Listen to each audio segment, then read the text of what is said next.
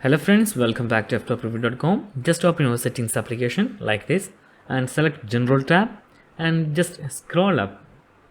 Then you can see here option of date and time, open it. Now you can see here there's option for 24-hour time. Just tap on that button. Now you can see here our time is 11:38 a.m. So we can just tap on this one. Now it is converted to 24 hours, but this is morning. So 11 p.m. 11 is almost same like that 11. So there is no changes, but in night that's changed to 23. So that's guys, you can simply turn on the 24-hour time in your device.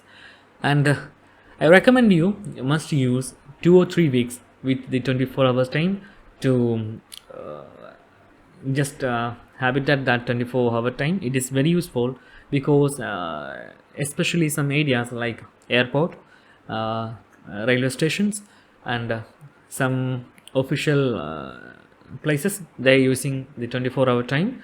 So it is useful in your life if you are just mingle with that. So that's it guys.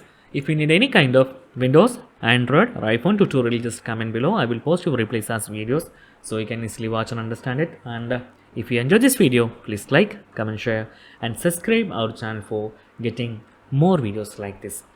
Thank you so much for watching. Have a nice day. Bye bye.